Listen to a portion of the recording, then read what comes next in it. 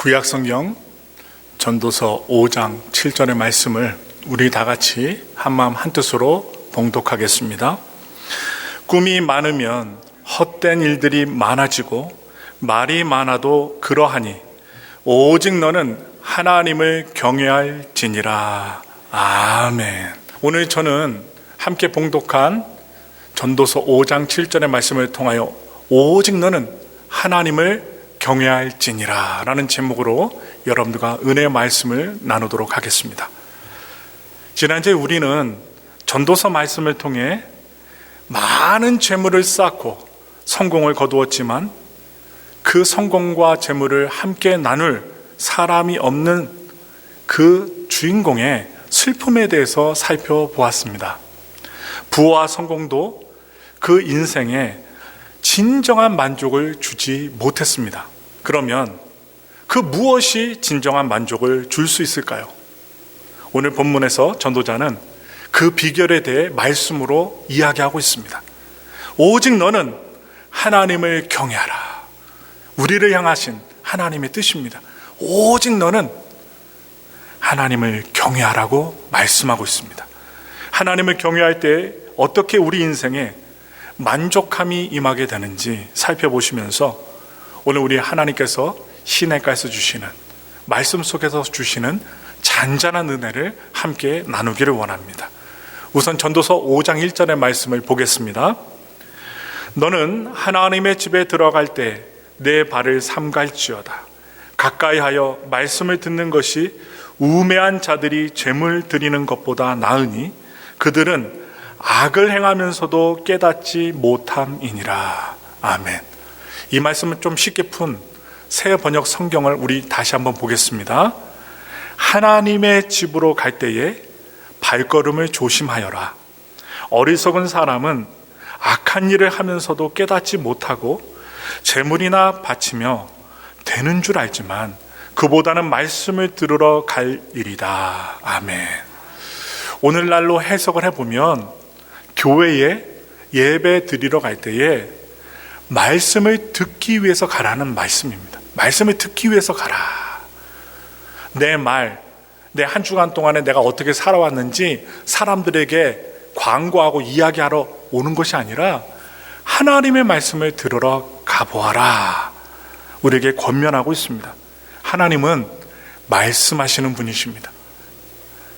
입이 있으시고 우리에게 말씀하시는 분, 정확하게 말씀하시는 분이십니다.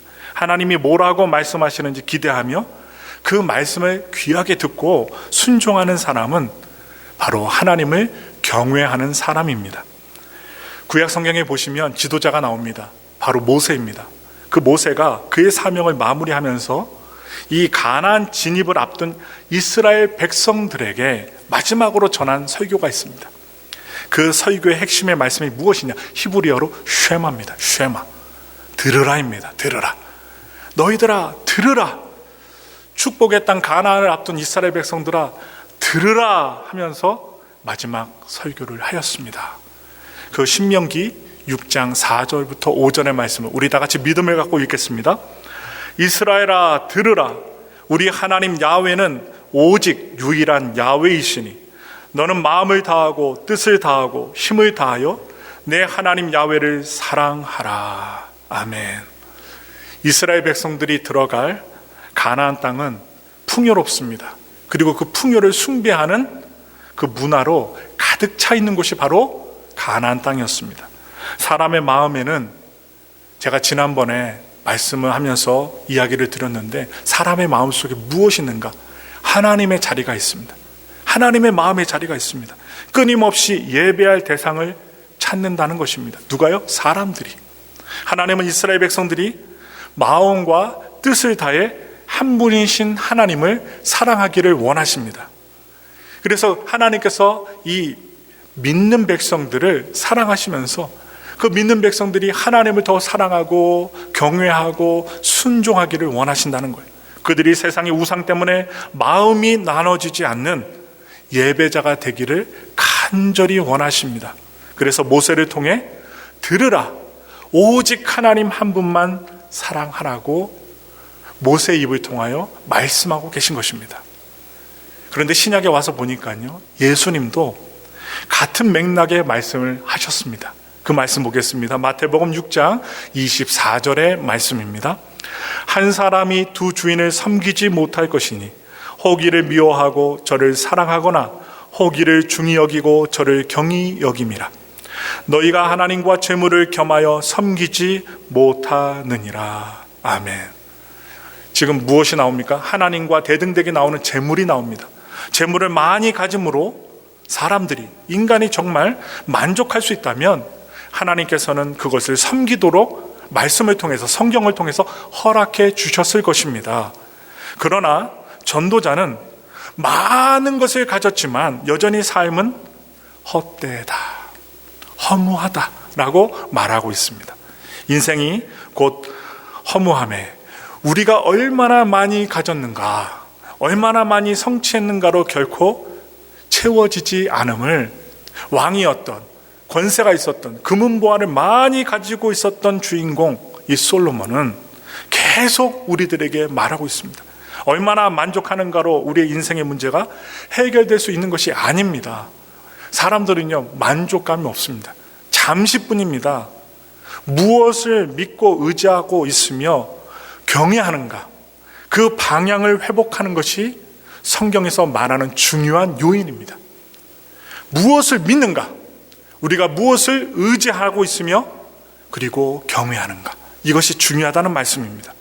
하나님께서는 우리 인간의 마음속에 경외하는 마음을 심어주셨습니다. 경외하는 마음. 그리고 그 마음은 하나님의 음성을 듣고 하나님 한 분을 의지하며 예배할 때 만족할 수 있게 인간을 설계해 놓으셨어요. 창세 전부터 설계해 놓으셨습니다. 그러나 죄가 들어와 하나님과 우리의 사이를 갈라놓고 말았습니다. 그래서 우리는 하나님보다 다른 것에 더 관심을 갖고 어리석은 경외심을 갖게 됩니다. 하나님 아닌 다른 것이 너에게 만족과 행복을 줄 거야. 돈을 많이 벌면, 부자가 되면 너는 굉장히 많이 만족할 거야, 행복할 거야 라는 사탄의 거짓말이 우리들 가운데 들려온다는 것입니다. 그런데 아담과 하와는 그 거짓말을 믿고 말았습니다. 창세기 보시면 아담과 하와 나오죠. 사탄의 유혹에 빠지고 말았습니다. 그래서 자신들을 지혜롭게 해줄 것만 같은 선악과를 선택하고 먹게 됩니다. 그들은 단순히 선악과 열매에 욕심을 낸 것이 아니었습니다. 무슨 말씀에 혹했냐? 너도 하나님처럼 될 수 있을 거야. 너도 하나님처럼 될 수 있을 거야. 동등한 관계, 그것을 말했을 때 하나님처럼 될 수 있을 거야 라는 말에 유혹받고 말았습니다. 흔들렸어요. 우리 그 말씀 보겠습니다. 창세기 3장 1절부터 5절까지의 말씀입니다. 그런데 뱀은 야훼 하나님이 지으신 들짐승 중에 가장 강교하니라. 뱀이 여자에게 물어 이르되 하나님이 참으로 너희에게 동산 모든 나무의 열매를 먹지 말라 하시더냐.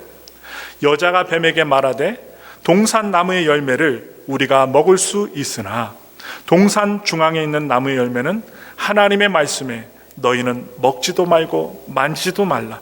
너희가 죽을까 하노라 하셨느니라. 뱀이 여자에게 이르되 너희가 결코 죽지 아니하리라. 너희가 그것을 먹는 날에는 너희 눈이 밝아져 하나님과 같이 되어 선악을 알 줄 하나님이 아심이니라. 아멘. 그들은 하나님의 말씀을 듣고 또한 바꿔서 순종하기보다는 자신들이 인생의 주인이 되기를 원했다는 것입니다. 이것이 바로 무엇이냐? 원죄입니다. 원죄. 이후 인간은 하나님을 밀어내고 자기 자신, 자아를 사랑하기 시작합니다.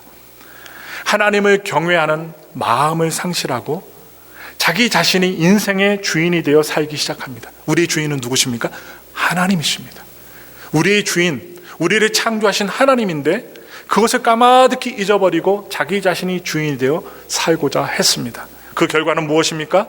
성경은 그 결과를 이렇게 말하고 있습니다. 창세기 6장 5절의 말씀입니다. 야훼께서 사람의 죄악이 세상에 가득함과 그의 마음으로 생각하는 모든 계획이 항상 악할 뿐임을 보시고, 항상 우리의 마음이 악할 뿐임을 알게 하셨습니다. 우리가 죄를 지음으로 말미암아, 그것은 우리 모두가 다 압니다. 로마서 1장 22절부터 25절의 말씀도 함께 읽겠습니다. 스스로 지혜 있다 하나 어리석게 되어 썩어지지 아니하는 하나님의 영광을 썩어질 사람과 새와 짐승과 기어다니는 동물 모양의 우상으로 바꾸었느니라. 그러므로 하나님께서 그들을 마음의 정욕대로 더러움에 내버려 두사 그들의 몸을 서로 욕되게 하게 하셨으니 이는 그들이 하나님의 진리를 거짓 것으로 바꾸어 피조물을 조물주보다 더 경배하고 섬김이라.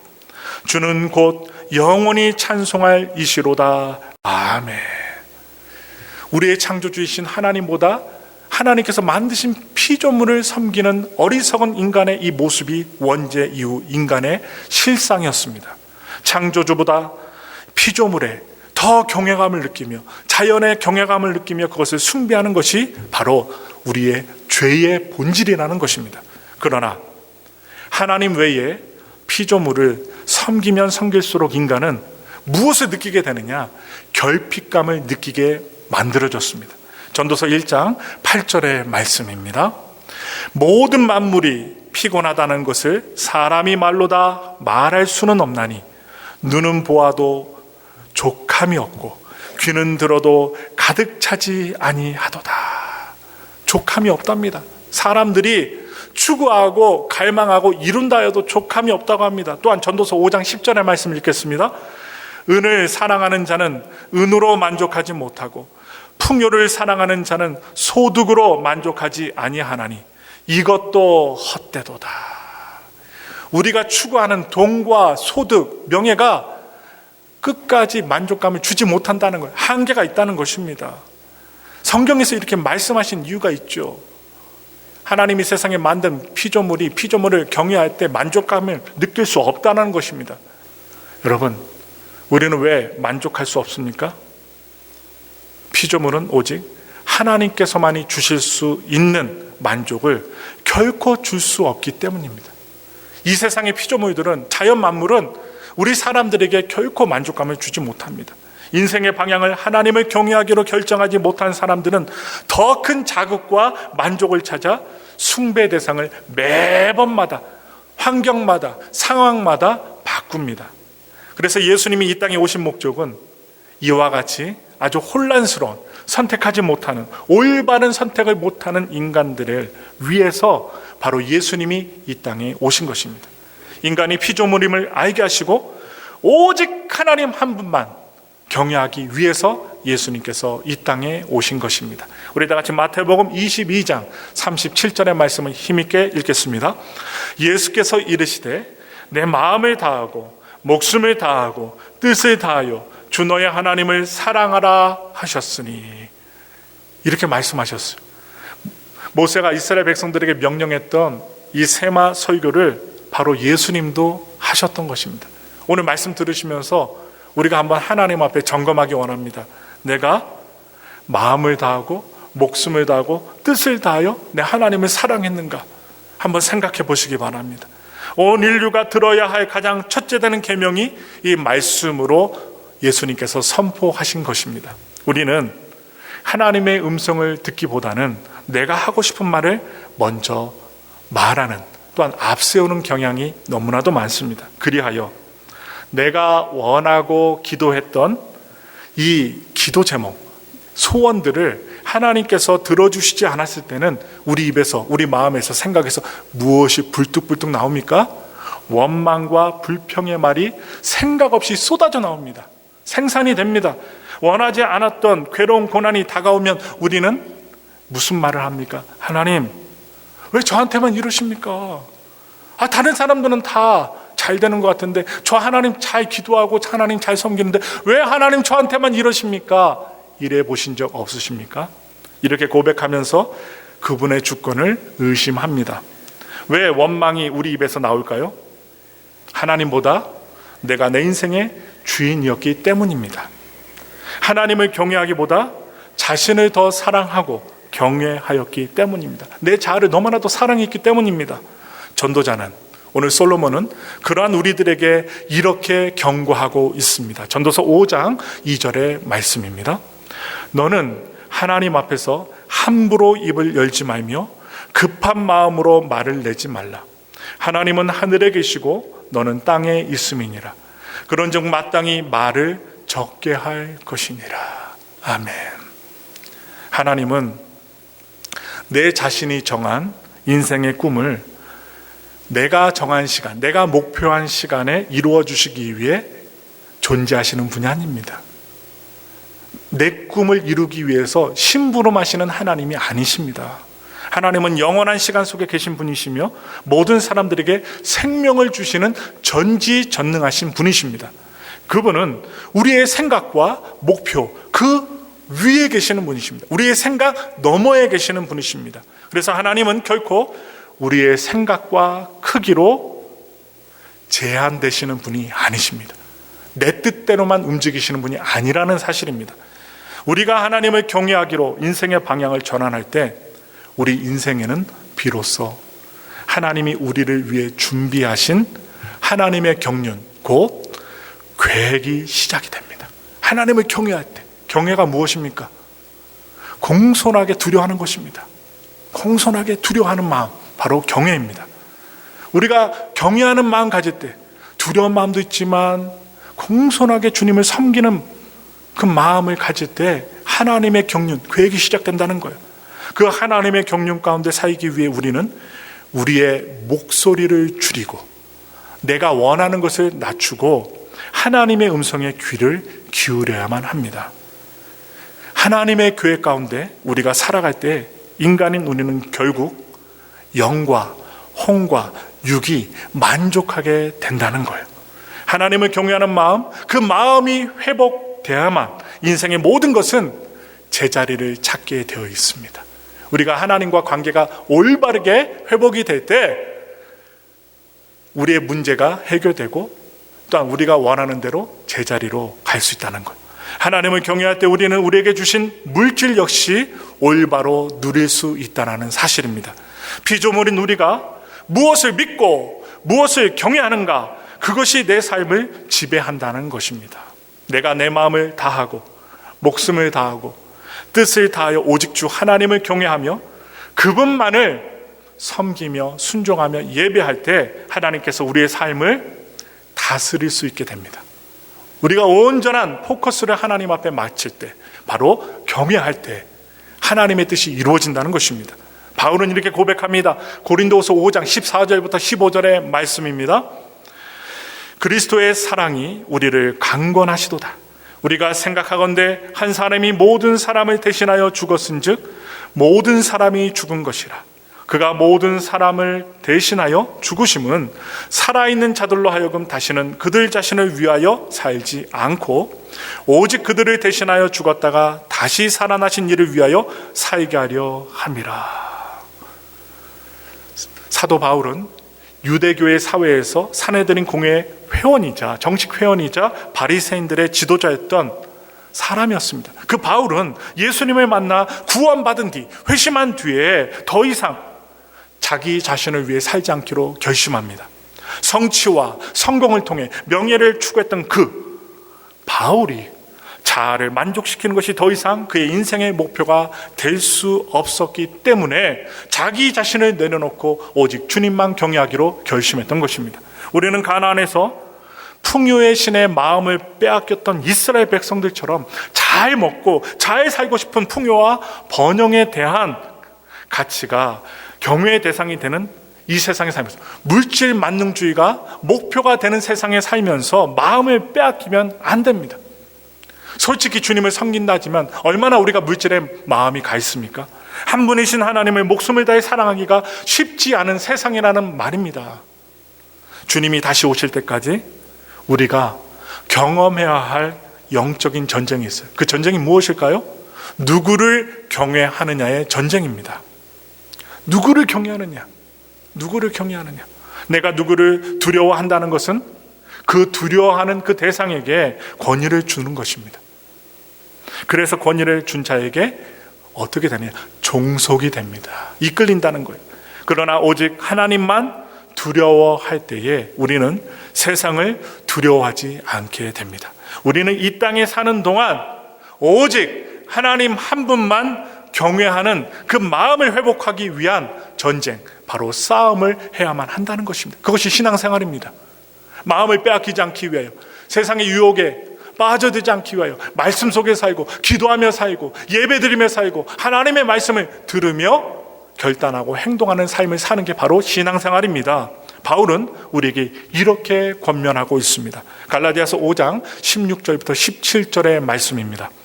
내가 이르노니 너희는 성령을 따라 행하라. 그리하면 육체의 욕심을 이루지 아니하리라. 육체의 소욕은 성령을 거스르고 성령은 육체를 거스르나니 이 둘이 서로 대적하므로 너희가 원하는 것을 하지 못하게 하려 함이니라. 아멘. 뭐라고 얘기합니까? 방법을 알려주고 있습니다. 너희는 성령을 따라 행하라. 성령을 따라 행하라고 합니다. 성령님께서 우리가 중요한 때마다 우리에게 마음속에서, 우리의 마음에 하나님의 자리에서 말씀하신다는 거예요. 그 행함이란 성령이 우리에게 말씀하시는 음성에 귀를 기울여야 한다는 말씀입니다. 그래야 우리 자신을 사랑하는 자아를 앞세우지 않게 되고 하나님을 경외하는 삶을 살 수가 있다는 말이에요.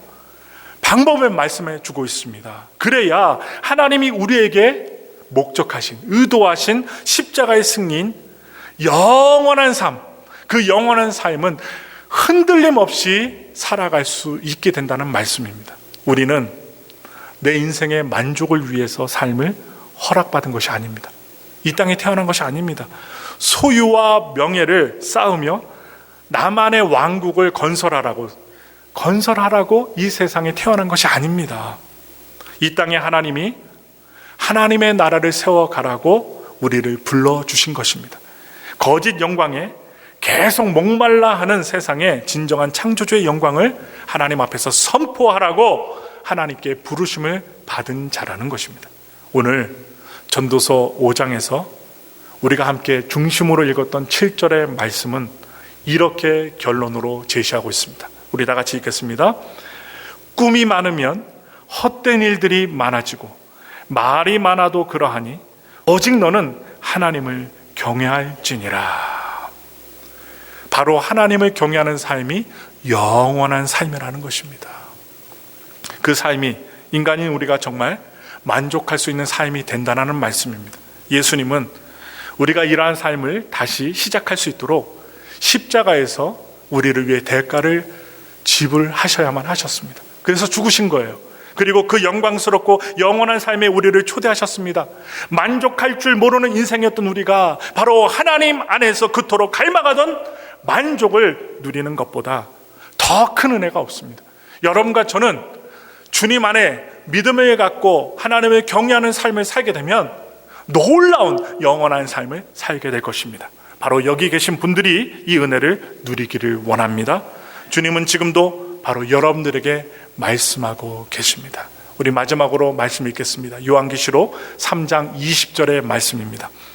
볼지어다 내가 문 밖에 서서 두드리노니 누구든지 내 음성을 듣고 문을 열면 내가 그에게로 들어가 그와 더불어 먹고 그는 나와 더불어 먹으리라. 아멘.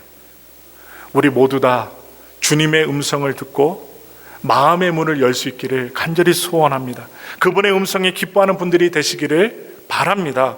오직 한 분이신 하나님을, 바로 오늘 설교의 제목처럼 오직 한 분이신 하나님을 경외하는 삶을 살아가시기를 예수님의 이름으로 축원합니다.